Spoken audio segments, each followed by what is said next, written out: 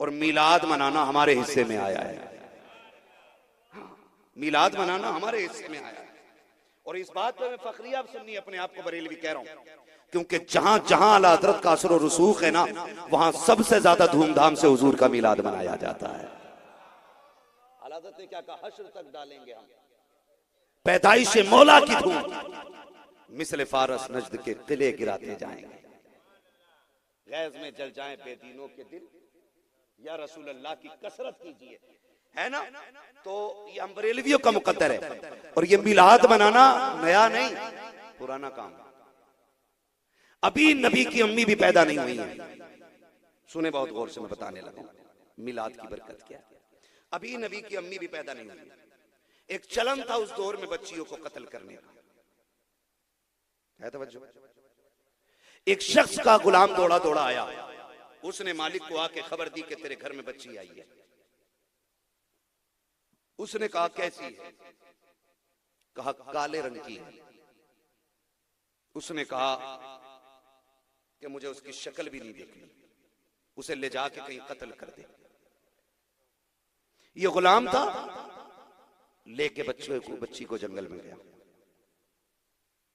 इसने तलवार निकाली, सर काटना चाहा, आवाज आई जालिम इसे न मार। इसने दाएं बाएं देखा, जंगल है, कोई बोलने वाला नहीं। फिर कहा शायद कान बजे होंगे। फिर दूसरी बार तलवार उठाई, फिर आवाज आई इसे न मार। जब तीसरी बार इसने तलवार उठाई, आवाज आई जालिम अगर तू नहीं पाल सकता तो छोड़ जा, हम अपने कर्म से पाल लेंगे, हम अपने कर्म से इसको पाल देंगे, लेकिन कत्ल ना कर। था गुलाम, समझ गया, लगता है बच्ची बरकत वाली है, वरना ये आवाज तो नहीं आती। उसने बच्ची को लिया, अपने घर ले गया। जब ले गया बच्ची को घर, उसने बच्ची को पाला पोसा। बच्ची इतनी बड़ी आलिमा बनी कि तौरात, ज़बूर, इंजील का इल्म इसको कम हो गया। इतना इल्म इसको अल्लाह ने दिया, तौरात, ज़बूर, इंजील, सारी किताबों का इल्म अज़बर, इन सारी किताबों का इल्म इसको। और कमाल ये था कि हाथ देख के बता देती थी किसके नसीब में क्या लिखा है। इसका नाम था सौदा। ये जिस शहर से गुजरती तो ऐलान हो जाता सौदा आ रही है। जिसे जिंदगी के बारे में पूछना है वो आ जाए। लंबी लाइन लगती थी, लंबी लाइन।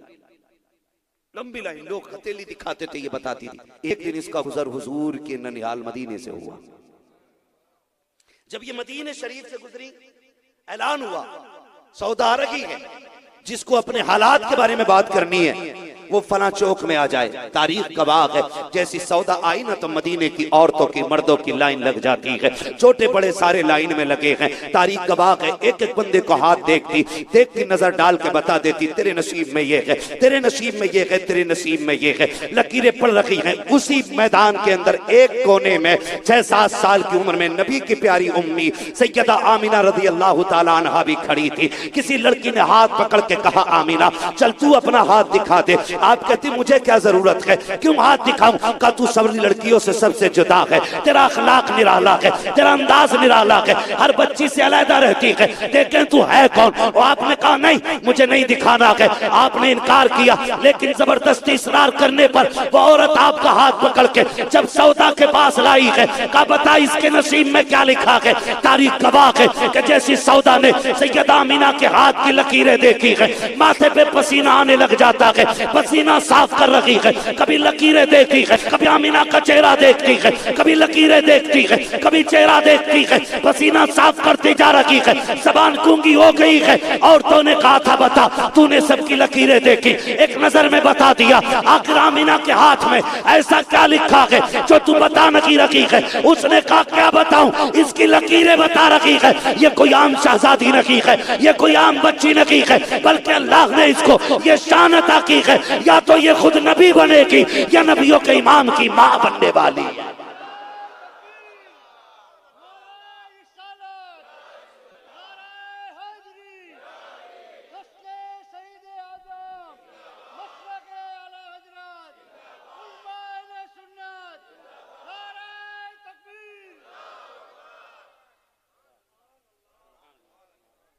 उसने कहा था या तो ये खुद नबी बनेगी या नबियों के इमाम की मां बनेगी।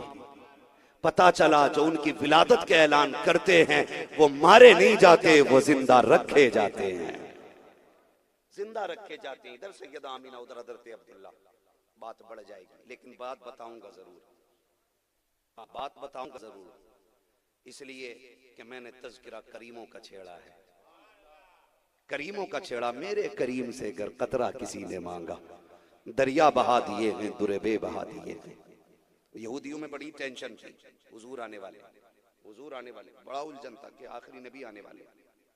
आखिरी नबी उनकी किताबों ने बता दिया था, मक्के में आए और बाप का नाम अब्दुल्ला होगा।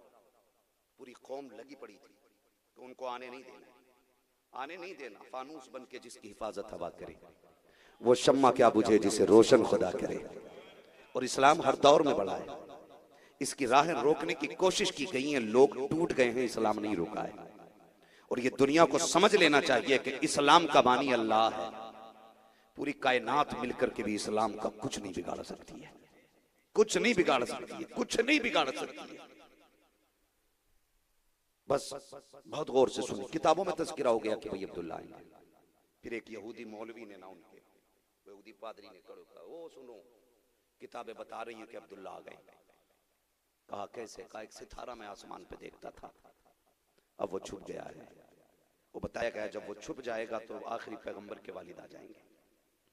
कहा ये किताबों ने बताया कि वो आ गए। कहा कहाँ है? कहा मक्के में।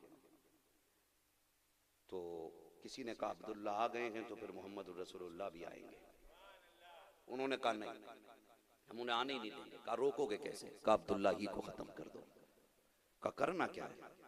कहा कि जो टॉप क्लास का शूटर हो, टॉप क्लास का जो किलर हो, जो एक नंबर का बहादुर भी हो और कत्ल करने में माहिर हो, जिसकी सुपारी ले ली हो और उसने उसका कभी छोड़ा ही ना हो, ऐसा बंदा तलाश करो।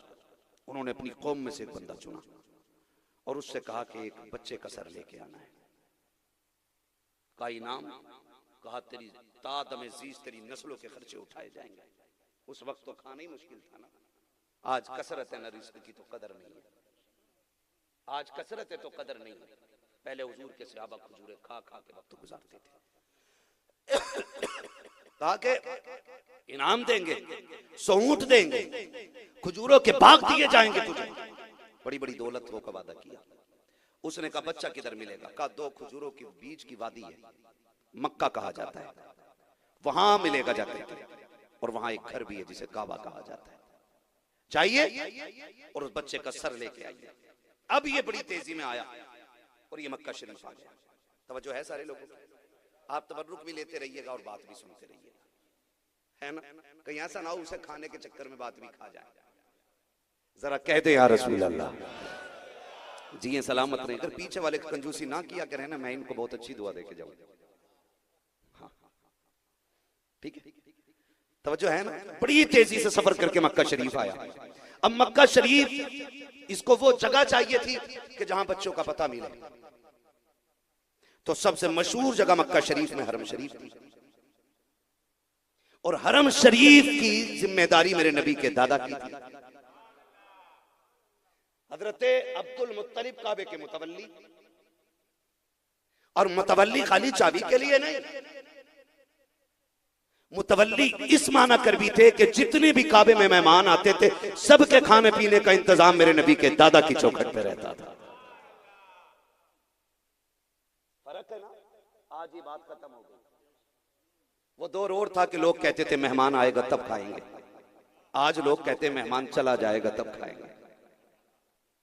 हाँ दस्तरखान बिछाओ, मेहमान आ जाए, हाँ बेटी उठाओ जरा, फूफा आ गए, चलो इनको जाने तो फिर खाना लो, बिस्मिल्लाह,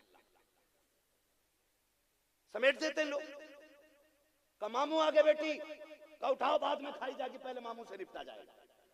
ये हमारे दस्तरखान की कहानी। दौर वो था कि जब मेहमान नहीं आता था तो लोग खाना नहीं खाते थे। लोग दरवाजों पे खड़े होकर के चलने वालों से कहते थे ठहर यार, एक वक्त मेरे साथ खाना खा जा। कहा क्यों? कहा तू खाएगा ना तो फिर मेरा भी पेट भर जाएगा। लोग आज बरकतों के लिए रो रहे, तावीज दे दो, डोरी दे दो, मैं कहता हूं अपने दस्तरखान में गरीबों का हिस्सा रखा करो, परदेसियों का रखा करो, अल्लाह इतना देगा संभाला नहीं जाए। और खिलाते टाइम ना फिर आप बंदों का ईमान न ढूंढा करो। हजरत इब्राहिम खलीलुल्लाह पूरी जिंदगी का दस्तूर आपका यह था कि आपने मेहमान के बगैर कभी खाना नहीं खाया, खाते ही नहीं थे कभी। एक दिन 3 दिन हो गए कोई मेहमान नहीं आया, परेशान हो गए, दरवाजे पे आके खड़े हो गए। एक बंदा गुजर के जा रहा, कहने लगे यार मेरा खाना खा लेना। तो उस वक्त तो खाना बहुत बड़ी नेमत होती थी। आज के सोने से ज्यादा अहमियत जो है ना, सोने चांदी से ज्यादा अहमियत उस वक्त के एक लुकमे के होती थी, क्योंकि उस वक्त सोना था लेकिन खाना नहीं था, रिस्क नहीं होता था। गेहूं चावल जो आज कसरत से हो रहे हैं ना, कितने तरीके के हमने खाने बना लिए। एक मौलाना साहब को तकरीर में कहते सुना कि मुर्गे की उम्र इतनी नहीं होती जितनी क्वालिटी के मुर्गे का खाना बना दिया जाता है। हम तो इतने बड़े मतलब मास्टर हो गए कि हम खाने इतने डिजाइन के बनाने लगे। पहले रिस्क नहीं होता था, रिस्क नहीं होता था, आज कसरत है। पहले लोग रोटी पे जिंदगी काट देते थे, दरवाजों पे पूरी जिंदगी काट देती थी, एक वक्त की रोटी रोज देते रहे, ऐसे जिंदगी कट जाती थी। उस दौर में लोगों के अखलाक ऐसे थे। अल्लाह के खलील खड़े, खा लेना यार खाना, कहा क्यों नहीं, चलो दस्तरखान पे बैठ गए। जैसे लुकमा तोड़ा, कहने लगे सुन खाना बाद में खा, पहले मेरे रब का नाम ले, मेरे रब का नाम पहले ले। उसने कौन तुम्हारा रब? का अल्लाह का नाम, मेरे रब के नाम से शुरू कर। उसने कहा जब मैं तुम्हारे रब को मानता ही नहीं तो मैं तुम्हारे रब का नाम क्यों लूं? फरमाने लगे अगर नहीं लेगा तो फिर उठ दस्तरखान से। उसने कहा ठीक है मुझे खाना ही नहीं खाना। ये कह के जैसे वो बंदा गया, जिब्रील आ गया, कहा खलील क्यों भगा दिया बंदे को दस्तरखान से? कहा वो मेरे दोस्त का नाम नहीं ले रहा था, उसने मेरे रब का नाम लेने से इनकार किया, इसलिए जो मेरे रब का नाम न लेना मैं उसे खाना खाने की इजाजत क्यों दूं? तो रब ने फरमाया खलील हम इसे 70 साल से इसकी नाफरमानियों के बावजूद खिला रहे हैं और तू एक बार नाम न लेने की वजह से इतना नाराज हो गया। फरमाया जा तू खाना बाद में खा, जिसे भगाया बुला के ला। अल्लाह का खलील पीछे पीछे दौड़ रहा है, यार चल खाना खा ले, नाराज हो गया माफी दे दे, लौट चल। उसने कहा नहीं खाना है, मुझे तेरे रब का नाम नहीं लेना है। कहते मत ले, आके खा तो ले, आ बैठ जा दस्तरखान पे। आ गया दस्तरखान पे, कहने लगा नाम नहीं लूंगा। कहा हाँ मत ले मगर खाना खा ले। उसने कहा खलील अभी तो खिलाने के लिए नाम की वजह से भगा दिया था, अब क्यों खिला रहे हो? उसी रब ने तुझे बुलाया है जिसका तूने नाम लेने से इनकार कर दिया। उसने लुकमा रख दिया, कहा खलील अगर वो इतना करीम है तो पहले उसका नाम सिखा, बाद में खाना खाया। ये आदतें डालिए आप खिलाने की आदत डालिए, अल्लाह बरकतें देगा। बताऊं अमीर कैसे बनते हैं? कितने लोग अमीर होना चाहते हैं तो बोल सकते हैं ना? गरीब होना बता दूं? अच्छा अमीर होना चाहते हैं कि गरीब? अमीर होना चाहते हैं, अल्लाह इतना अमीर सबको बना दे कि सारे हुजूर का मदीना देख लें। और मैं तो नौजवानों से कहता हूं दौलत बुरी चीज नहीं है, दौलत तब बुरी होती है जब कारून वाली हो। जब बंदा दौलत पे सांप बन के बैठे तो वही दौलत उसके अजाब का सबब बनेगी, लेकिन जब दौलत उस्माने गनी वाली हो ना तो फिर जन्नत में ले जाने वाली होती है। मैं नौजवानों से कहता हूं कमाइए, जायज कमाइए और बहुत कमाइए, इतना कमाइए कि आप किसी पे बोझ ना बने बल्कि आप दूसरों का बोझ उठाने लग जाएं। इतना कमाया करो कि दूसरों का बोझ उठाने लग जाओ, फिर हमारी सोसाइटी खूबसूरत होगी, हमारा मुआशरा अच्छा होगा, फिर हमारी बेटी किसी सिग्नल पर भीख नहीं मांगेगी, फिर हमारा बूढ़ा बाप रोड के किनारे खड़े होकर के झोली नहीं फैलाएगा। इसलिए हर बंदा अगर इस्तिताअत में आएगा ना तो खुदा की कसम फिर देखना मुआशरा कितना खुशगवार होने लग जाएगा, कितना खुशगवार। आज डोरियां ढूंढते तावीज लेते हैं, भाई मैं तावीज का मुखालिफ नहीं हूँ, मैं शौक से पहन लूंगा। मैंने कल भी बात कही थी, मैं शौक से तावीज पहन लूंगा, लेकिन पहनाने वाला मुफ्ती आजम जैसा होना चाहिए, तावीज देने वाला ताजुशरिया जैसा होना चाहिए। मैं किसी डाकू के हाथ का तावीज गले में नहीं डाल सकता, किसी चोर के हाथ का नहीं डाल सकता। आज भी अगर लिखने वाला अल्लाह वाला हो ना तो जो लिख देता है अल्लाह उसके कलम के सदके में शिफा अता फरमा देता है। सही बता रहा हूं। तो मैं तावीज का मुखालिफ नहीं, लेकिन आज दुकानें खुल गई हैं, लोग जिम्मेदार, किसी का धागा बंधा हुआ है, किसी के कड़ा पहना पड़ा है, कोई गले में घंटी लटकाए घूम रहा है, कोई कानों में बुंदे पहने, कोई क्या पीर जी ने बताया, हजरत ने बताया, शेख ने दिया, वो भाई ठीक है तू जाने तेरा काम जाने। लेकिन मैं तुझे एक वजीफा बताऊं, पहले आज से 100 साल पहले कोई तावीज नहीं लटकाता था, बरकत के लिए कोई किसी से डोरियां नहीं लेता था। जानते हो बरकतें कैसी होती थी? आज से 50 साल पहले अगर पलट जाए तो हमारे घर में जो माएँ होती थी ना, वो कुरान वाली होती थी, वो नमाजी होती थी, फजर में उठती थी। आज तो माफ कीजिएगा, बोल दूं, कर लेंगे बर्दाश्त, बर्दाश्त करो। आज का हाल ये है, फजर तो बड़ी बात है, शोहर 10 बजे सो कर उठ रहा है तो मेरी बाप बीवी 12 बजे सो कर उठ रही है। हाँ, उठ भी गए तो करवट बदलने वहीं पड़े पड़े, फजर पता ही नहीं कब हो गई, मालूम ही नहीं है कितनी देर ये वक्त गुजरा है। हुजूर ने फरमाया था, या अल्लाह मेरी उम्मत के सुबह के वक्त में बरकत अता फरमा। आज भी मेरी गारंटी, अगर उम्मती सुबह के वक्त से बिजनेस का आगाज करे ना, तो जब दुनिया सो के उठती है अल्लाह हुजूर की उम्मत के रिस्क का उससे पहले पहले इंतजाम फरमा देगा। लेकिन गलती हमारी है ना, अब तो वो ईसाइयों वाला तरीका हमारे यहाँ आ गया है ना, 10 बजे दुकान खोलेंगे, 10 बजे खोलेंगे। क्यों? क्योंकि उनके नबी 10 बजे तशरीफ लाए, तो वो उस वक्त उठ जाते हैं जब उनके नबी आए। हमें तब उठ जाना चाहिए जब हमारा नबी जलवागर हुआ है, हमें 10 बजे नहीं, हमें फजर में उठ जाना चाहिए। तो पहले क्यों तावीज के बगैर बरकत होती थी? बता दूंगा, सुन रहे मेरी बात? मैं तकरीर खत्म करना भी जानता हूं, अगर मुझे शुरू करनी आती है तो। हाँ बोले जरा या रसूल अल्लाह। ये पसीना देख रहे हैं ना, ये यहां से यहां तक बहता है, रोज कपड़े भीगते पसीने में, थोड़ा सा आप भी निकल जाना चाहिए ना, पसीना लगना चाहिए कि आप भी मेहनत से सुन रहे हैं थोड़ा सा, ठीक है ना हाजी साहब? तो पहले की कंडीशन ये होती थी, माएं फजर में उठती थी, मुसल्ला बिछाया, नमाज पढ़ी, कुरान लेके बैठ गए, वहीं कुरान लेके बैठी। और जब घरों में कुरान पढ़े जाते थे तो तिलावत सुनने दरवाजों पे परिंदे आया करते थे। आज तो शहर के शहर खाली है, परिंदे नजर नहीं आते। सही बता रहा हूं, शहर के शहर खाली है, परिंदे नहीं आते। पहले ये परिंदे लोगों में रहते थे। क्यों? क्योंकि पहले ये रिस्क बचता था। अब तो लोग ना खाना खाते रहते हैं, कुत्ता सामने आया तो डंडा मार के भगा देते। अब जानवरों से ज्यादा भूखा इंसान हो गया है, अब अपने आगे किसी को नहीं देखता। ये परिंदे वहां चले गए जहां रोजी मैसर होती है। और आज भी शहरों में उन मकामात पे आपको परिंदे देखने मिलेंगे जहां पे लोग दाना डालते हैं। देखें कुछ ऐसे मकामात। मैं कहता हूं आपके मोरबी में एक परिंदा ना हो, कोई बंदा सुबह उठ के ना रोज परिंदों के लिए नमकीन वगैरह डालना शुरू कर दे, जिसे परिंदे खाते। आने वाले दौर में इतने परिंदे आने लग जाएंगे, जगह नहीं रहेगी वहां पे। परिंदे क्यों छोड़ गए हमें? क्योंकि हमने उनके हिस्से का रिस्क बंद कर दिया अपने दस्तरखान का।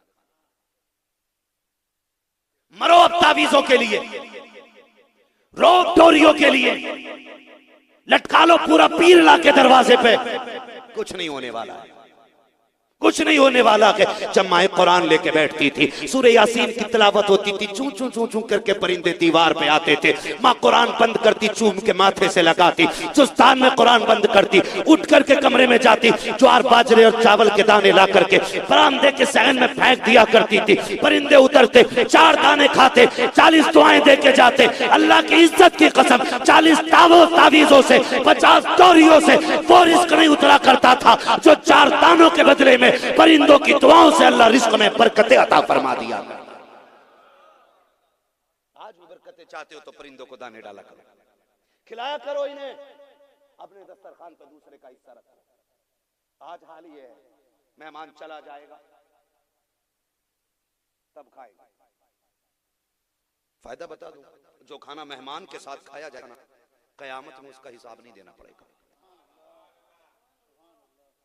वरना अगर अल्लाह ने एक घूंट पानी का हिसाब मांग लिया ना, कि बता ये नेमत मैंने तुझे जमीन का सीना चीर करके साफ और शफाफ पानी की शक्ल में दी, इसमें सारे मैंने सारी इसमें कुव्वतें रखी से, पानी के अंदर सारी ताकतें थी, बता तू रोज 2 लीटर पीता रहा, कितनी नेकियां करता रहा है, कितनी इबादत की है 2 लीटर के बदले में। कसम से फंस जाएंगे हम, फंस जाएंगे, कोई बचाने वाला नहीं होगा। हुजूर की उम्मत में है इसलिए सलामत है, वरना बचते नहीं। एक दिन हुजूर गुस्ल करके बाहर निकले, गुस्ल करके सरकार आए, बदन साफ किया सरकार ने। हुजूर की प्यारी ज़ौजा हज़रत आयशा सिद्दीक़ा रज़ियल्लाहु ताला अन्हा बड़ी और आगे ना आटा लगा दिया, हुजूर के मोहब्बत में आटा लगा दिया, मजाक। मजाक जायज हो तो हुजूर की सुन्नत है, लेकिन मजाक में किसी का दिल नहीं तोड़ना है, मजाक में किसी को जलील नहीं करना है, मजाक में एहसासात के साथ खिलवाड़ नहीं होना चाहिए। बीवी का रिश्ता हुजूर के साथ भी देखें आप, आपने ना आटा लगा दिया, हुजूर मुस्कुराए, गुस्सा नहीं किया, ये नहीं मैं नहा के आया हूं अभी तुमने आटा लगा दिया, कोई मसला नहीं, मुस्कुराए, कुछ नहीं। जब हुजूर ने कपड़े पहन लिए, ज़ेबतन लिबास फरमाया, तैयार हो गए, बाहर जाना था हुजूर को, तो उम्मुल मोमिनीन हजरत आयशा यूं हाथ लगा के खड़ी हो गई।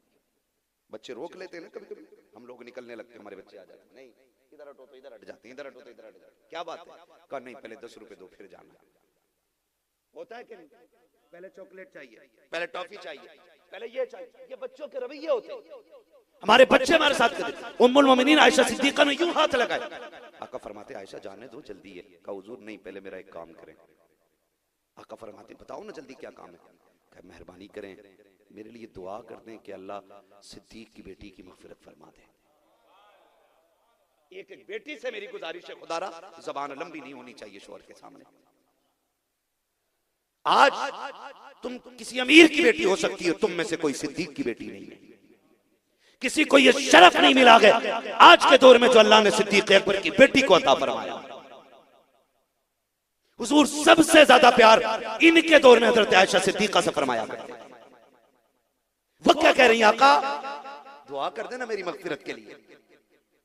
आज तो 7 पुश्तों ऊपर कोई वली पैदा हुआ ना तो 7 पुश्तों तक जन्नत के ठेकेदार बने घूमते लोग, लेकिन अल्लाह का कानून बड़ा निराला है। पिदरन सुल्तान भूत का मसला नहीं। आप बताइए आप क्या लेके आ रहे हो, आप बताइए आप क्या लेके आए हो हमारे लिए, आप फैसला करें। वो तैयारी कर बंदे, वो करीम है, छोटी से छोटी नेकी दौड़ के किया करो, पता नहीं उसे कौन सी भा जाए। मेरे मुर्शिद ने कहा था जो पिया को भाई अख्तर वो सुहाना राग है, जिससे नाखुश हो पिया वो रागनी अच्छी नहीं। मेरे सरकार ताज शरिया ने फरमाया था, इसको समझने की कोशिश करें। इमाम गजाली, कौन गजाली है, वो गजाली है हजरत मूसा ने कहा था या रसूल अल्लाह आपने फरमाया उलमा उम्मती का अंबियाई बनी इसराइल, मेरी उम्मत के उलमा बनी इसराइल के नबियों की तरह। कहा हाँ फरमाया, कहा फिर दिखाएं जरा कौन है तुम्हारी उम्मत का आलिम, हम देखें, हम जायजा लेना चाहते हैं, आपके एक आलिम को देखना चाहते हैं। महबूब ने फरमाया ठीक है, फिर इमाम गजाली की रूह हाजिर हो। ये इमाम गजाली है, इमाम गजाली की रूह हाजिर हो। इमाम गजाली की रूह जब आई ना तो हजरत मूसा ने कहा तुम्हारा नाम क्या है, अभी पहले ही सवाल था, तुम्हारा नाम क्या था? आप कहते हैं मेरा नाम मोहम्मद बिन मोहम्मद बिन मोहम्मद बिन मोहम्मद गजाली है। आप फरमाते हैं अच्छा मैंने तो तुम्हारा नाम पूछा था, तुमने पूरा शजर ही गिना दिया। तो हजरत मूसा की बारगाह में अर्ज करते हैं अल्लाह के रसूल, रब ने आपसे भी तो बस इतना ही पूछा था ना कि तुम्हारे हाथ में क्या है, फिर तुमने ये क्यों कहा था? सीधी बात थी, कह देते मेरे हाथ में आसा है। ये कहने की क्या जरूरत थी मैं इससे टेक लगाता हूं, मैं इससे पत्ते झाड़ता हूं, मैं इससे बकरियां हाँकता हूं? सवाल तो सीधा था। रब ने फरमाया, महबूब ने फरमाया गजाली बारगाह के नबुव्वत हद्दे अदब जबान को लगाम दो।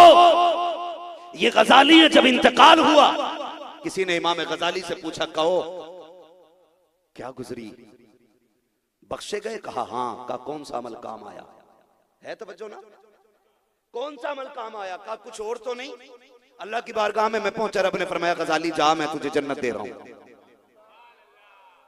रब ने फरमाया तुझे पता है गजाली ये जन्नत मैं तुझे क्यों दे रहा हूं? कहा नहीं मालिक, नहीं मालिक।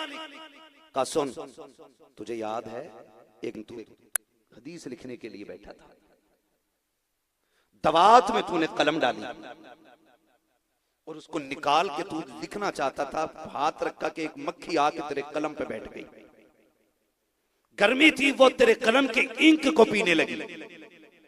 तूने इसलिए हाथ नहीं हिलाया ताकि इसकी प्यास बुझ जाए। का गजाली तेरी जिंदगी का अमल अपनी जगह है, मैं तुझे एक मक्खी को पानी पिलाने की वजह से जन्नत दे रहा हूं। आवाज आती वो तो निहायत सस्ता सौदा, बेच रहे हैं जन्नत का, हम मुफलिस का मोल चुकाएं अपना हाथी खाली। क्या बात कर रहा था मैं आपसे? जो है सारे लोगों की बात कहां से कहां पहुंच गई है। हाँ मैं आपसे कह रहा था अपने दस्तरखान में हिस्सा रखा करो, हिस्सा रखा करो। 10 बजे सो के उठने वाली मेरी बेटी घमंड ना कर, जन्नत इतनी सस्ती नहीं। आयशा सिद्दीका कहती महबूब उस वक्त तक नहीं जाने दूंगी जब तक आप मेरी मगफिरत की दुआ नहीं करेंगे। ये घमंड काफी होता ना कि हुजूर की बीवी है, यही निस्बत काफी थी या सिद्दीक अकबर की बेटी है, उम्मुल मोमिनीन है, ये शरफ काफी था। लेकिन कहने नहीं, उस वक्त तक नहीं जाने दूंगी जब तक आप मेरे लिए दुआ ना कर दें। मेरे नबी फरमाते हैं आयशा क्या बात है का मेरे वालिद ने कहा था आयशा जब हुजूर किसी दिन खुश मिजाजी की हालत में हो ना तो अपनी मगफिरत की दुआ जरूर करा लेना। अल्लाह अकबर। जैसी इतना सुना है, इतना सुना है उम्मुल मोमिनीन आयशा सिद्दीका के मुंह से आका करीम की झोली फैल जाती है, नबुव्वत वाले हाथ उठे हैं, कहते या अल्लाह मेरी आयशा की मगफिरत फरमा दे, मेरे आयशा की मगफिरत फरमा दे। इतना सुनना था जमीन पे ऐसे लेट जाती है जैसे बच्चे मचला करते हैं, करवटें बदल रही हैं। आका ने हाथ पकड़ा, आयशा सब खैरियत तो है, इतनी खुश क्यों हो? कहती मैं मुकद्दर की धनी हूँ। आका आज आपने मेरे लिए बख्शिश की दुआ की है। आका कहते आयशा ये दुआ जो आज मैंने तेरे लिए की है यही दुआ सुबह शाम अपनी गुनाहगार उम्मत के लिए किया करता हूँ, हर उम्मती के लिए किया करता हूँ। खुदा की कसम ओ लोगों जब नेमतें खाया करो तो दुरूद उन पे बढ़ा करो, सांसें लिया करो तो सलाम उनको किया करो। इसलिए कि बरेली के इमाम ने कहा है जमीनो समा तुम्हारे लिए, मकीन मक्का तुम्हारे लिए, चुनीनो चुना तुम्हारे लिए, बने तो जहां तुम्हारे लिए, तगन में सबा तुम्हारे लिए, बदन में गजा तुम्हारे लिए, हम आए यहाँ तुम्हारे लिए, उठे भी वहां तुम्हारे।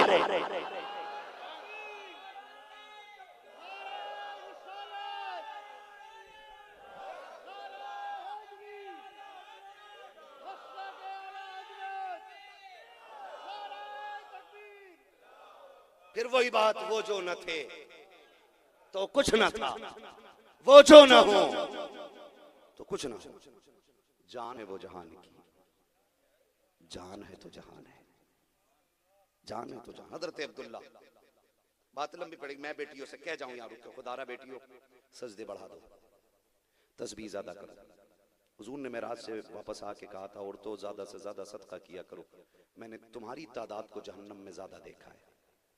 ये हुजूर ने फरमाया, मैंने औरतों की तादाद को जहन्नम में ज्यादा देखा। मेरी बेटियों कुछ नहीं बनने वाला है।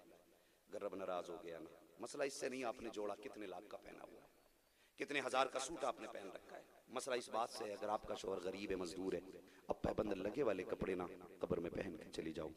खुदा की कसम अजान पढ़ने वाला बाद में आएगा, तेरी कब्र को रोशन करने के लिए मदीने वाला पहले आ जाएगा। एक एक बेटी से मेरी गुजारिश है हम कनीज़े फातिमा बनने की कोशिश करें। आप सोचे तो सही, अल्लाह उनकी गुलामों की सफ में जगह दे दे, इससे बड़ी बात क्या हो सकती है।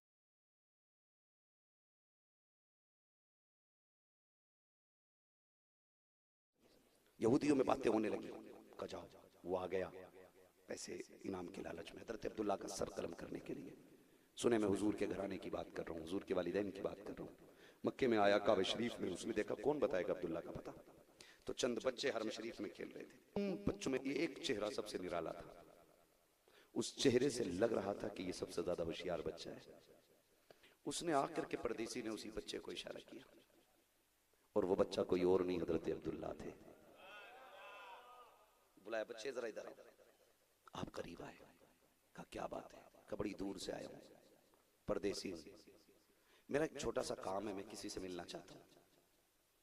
आपने फरमाया मेहमान जब आते हैं ना हमारे घर तो हम बात बाद में करते हैं, खिदमत पहले करते हैं। कहा नहीं बेटे मेरा काम सुन लो। कहा क्या काम है? कहा मुझे अब्दुल्ला से मिलना है, मुझे अब्दुल्ला से मिलना है। आपकी बातों में वो मिठास थी ना कि वो बातें करते करते यकीन कामिल कर बैठा कि ये बच्चा हमराज बनाने के लायक है। कहा काम क्या उस बच्चे से? कहा अगर किसी से ना बताओ तो बता दूं। कहा हाँ। कहा मुझे उस बच्चे का सर काटना है। कहा क्यों? कहा मेरी कौम ने भेजा है। कहा क्या मिलेगा उसका सर काट के? कहा मुझे इनाम मिलेगा। बताओगे? कहा हाँ बाद में बताऊंगा, पहले मुझे जाने दो। वो घर दौड़े और जबकि आपको पता था ये मेरा सर काटने आया, एक हाथ में खजूरों का प्याला लिया, दूसरे हाथ में पानी का बर्तन, दौड़ के आए, बैठाया, कहने लगे यार पहले नाश्ता कर, कुछ खा ले। होठ सूख रहे, बात नहीं हो रही है, थका हुआ है, तेरा पेट भी भूख से दबा है, खा लेना फिर बाद में काम करते हैं। उसने खाया पिया, कहने लगा यार तेरा एहसान है, परदेश में तूने पेट भरा दिया, बस इतना और करके मुझे उस बच्चे का पता बता दे ताकि मैं काम करूं और चला जाऊं। आप फरमाने लगे सुन, अगर तू बच्चे का सर काटेगा ना, घर वाले कितना रोएंगे, तुझे क्या मिलेगा? कहा मुझे इनाम मिलेगा। तो आप आगे बढ़े, कहने लगे अगर तुझे इनाम चाहिए तो मेरा सर काट ले। उसने कहा यार तूने इतना बड़ा एहसान किया, मक्के में मैं अजनबी था, तूने खिलाया पिलाया और तू इतनी प्यार से बात कर रहा, मैं तेरा सर क्यों लेके जाऊं? तो फरमाने लगे जिस अब्दुल्लाह को लेने आया ना मैं ही हूं, वो मैं ही हूं, सरकार और अपना काम कर ले ताकि तेरी नस्लों का गुजारा हो जाए। इतना सुना देख के बस रोने लग गया, तलवार निकाली कदमों पे रख दी, कहने लगा माफ कर दे, मैं आया तो सर से लेने था लेकिन तुझे दिल दे के जा रहा हूं, दिल दे के जा रहा हूं। कहा किस लिए? कहा मान गया हूं कि जिस पैगंबर के बाप के अखलाक का आलम ये है, उस आने वाले आखिरी पैगंबर के अखलाक का आलम क्या हो। अल्लाह, ये हुजूर के वालिद का अखलाक। लोग बात करते माँ बाप की, ना नबी की माँ का कोई जवाब है, ना नबी के बाप का कोई जवाब है। और याद रखें, रिश्ते जो कराते हैं यहाँ उनको क्या बोलते हैं? बीच वाले बंदे को, जो बीच में रिश्ते की बात कराता है, हमारे यहाँ तो उसको बिचौलिया बोलते हैं, मिडलर बोलते हैं। जो दो रिश्तों की बात कराता है क्या बोलते हैं? इधर इधर डायरेक्ट कर देते हो क्या रिश्ता जा करके भाई? हाँ तो क्या उसका कोई नाम तो होगा ना? मीडिएटर है ना जी, ठीक है। तो ये रिश्ते जितने बड़े होते हैं ना, मीडिएटर उतना ही बड़ा होता है। जब बात रिश्ते की फंसी ना आकर के हजरत अब्दुल्ला और हजरत आमीना की, तो इधर हजरत अब्दुल मुत्तलिब परेशान है, उधर वहाब बिन अब्द मन्नाफ परेशान है। उधर बेटी जवान, इधर बेटा जवान है। तो जानते हो अब्दुल मुत्तलिब लेटे हतीम हरम शरीफ में लेटे, ख्वाब में बुजुर्ग आए, कहने लगे परेशान हो ना बेटे के रिश्ते के लिए, इतना शरीफ बेटा, इतना नेक बेटा, दुल्हन कहाँ मिलेगी? कहा हाँ। कहा जाइए वहाब बिन अब्द मनाफ के यहाँ चले जाओ, बेटी का नाम आमीना है उनकी, अपने बेटे का रिश्ता जाके उनसे कर दो। कहा आप कौन है? कहा मुझे इब्राहिम खलीलुल्लाह कहा जाता है ना। बात रिश्ते तक आ गई है, इंशाअल्लाह कल शादी की भी बात हो जाएगी, ठीक है ना। फिर वही शेर आल आदत का सारे पढ़ेंगे, वो जो न थे, वो जो न थे। आप भी पढ़ लेना, कोई मसला नहीं है, जगह तंग हो सकती है। हुजूर के गुलाम जिस मैदान में आए वो मैदान खाली पड़ जाते हैं, छोटे पड़ जाया करते हैं। और फिर ये दीवाने तो हुसैन के है ना। वो कहा था, बड़ी अच्छी बात मुझे उसकी लगती है, जिसने भी कहा था मिलेगी जन्नत पिएगा कौसर, हश्र में उसको ही चैन होगा, नमाज उसकी कबूल होगी कि जिसके दिल में हुसैन होगा। अल्लाह आपको सलामत रखे। आज फिर भी आप कुछ लोग लेट आए हैं, या तो कहो आप लेट होते हो तो हम तकरीर थोड़ा लेट शुरू कर लिया करें, है? या फिर आप थोड़ा सा जल्दी आ जाया करें, ठीक है ना। खुदा आपको सलामत रखे। फिर पढ़े आला आदत का वो शेर, वो जो न थे